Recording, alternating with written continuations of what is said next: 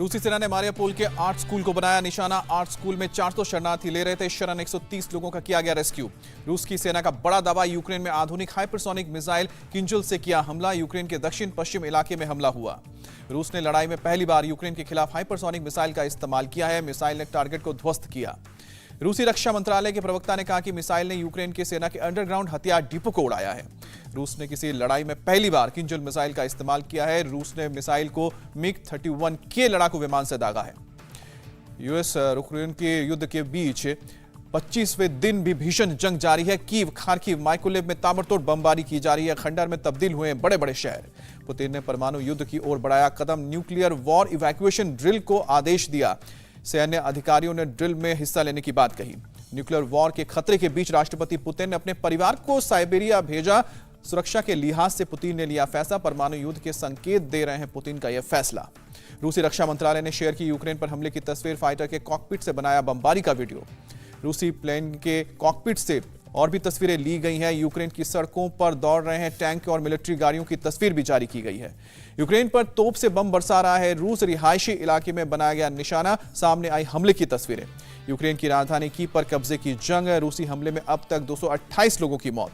Ukraine के Kyiv में रूसी हमले में बर्बाद हुई कई इमारतें, कई लोग हुए बेघर। हमले में घरों के मिटे नामो निशान। कीव में बॉम्ब शेल्टर में चल रहा है बच्चों का इलाज। भारी बमबारी के चलते देश छोड़ने को नाकाम रहे हैं। कीव में शाम को ढलते ही आसमान में धुएं के गुबार से भर जाता है। एसोसिएट प्रेस के मुताबिक शहर के उत्तर पश्चिम इलाके से उठ रहा है धुआं। यूक्रेन के चर्निव में रूसी एयरफोर्स की बमबारी, आग का गोला बनी इमारत। यूक्रेन के चर्निव में अमेरिकी नागरिक की मौत, अपने साथी की मदद के लिए रुका हुआ था। पिछले 24 घंटे में रूसी सेना ने लुहांस्क की 24 रिहायशी इमारतों को तबाह किया। 2 बच्चों समेत 3 लोगों की जान गई। दक्षिणी यूक्रेन में सैन्य ठिकानों पर रूस का हमला, दर्जनों लोगों की मौत। यूक्रेन के मारियापोल में रिहायशी इलाकों में रूस का हमला, चारों तरफ दिख रहा है मलबा। 80% इमारतें खंडर बनी। रूस पर यूक्रेन का जबरदस्त पलटवार। यूक्रेनी सेना ने रूस के मिलिट्री बेस पर अटैक किया। हर तरफ उठा धुएं का धुआं। यूक्रेनी सेना ने रूस की सीमा से सटे रेलवे पुल को उड़ाया। रूसी फौज को रोकने के लिए हमला। Javelin anti tank guided missile से रूस का मुकाबला कर रही है यूक्रेन की सेना। रूसी सेना पर जैवलिन मिसाइल से हमला हुआ।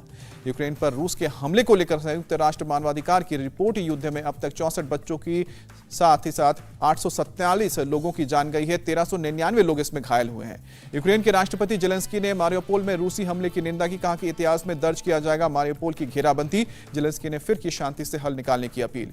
यूक्रेन के राष्ट्रपति जेलेंस्की का बड़ा फैसला, रूसी समर्थक 11 राजनीतिक पार्टियों पर बैन लगाया।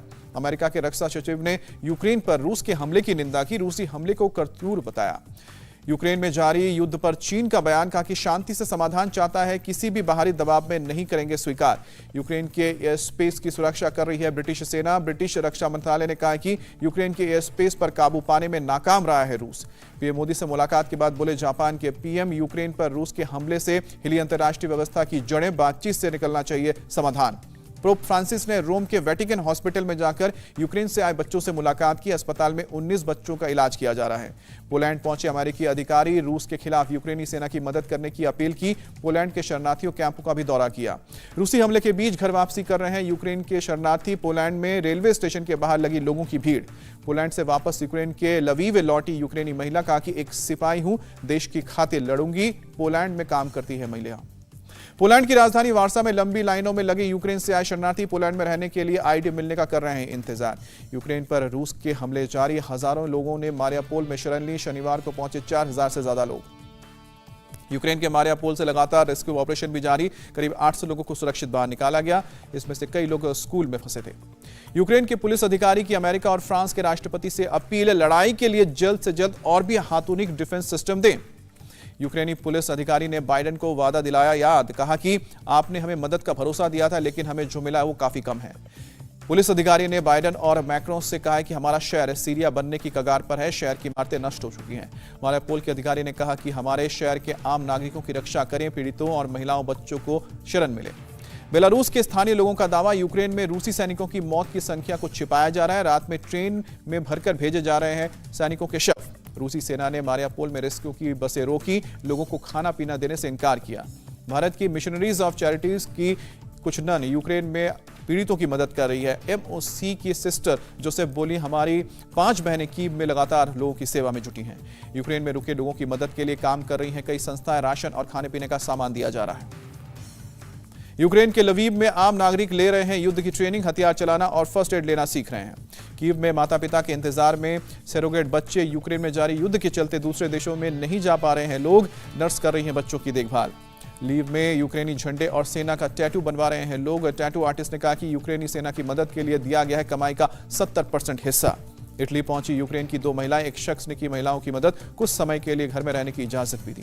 यूक्रेन में जारी युद्ध के चलते सिंगापुर में बढ़ी है महंगाई, 30 से 40% तक बढ़े हैं तेल के दाम, सब्जियां समेत कई खाने पीने के सामान भी महंगे। इंडिया टीवी हर वक्त हर जगह डाउनलोड करने के लिए सर्च करें India TV news Google play store या ऐप स्टोर पर।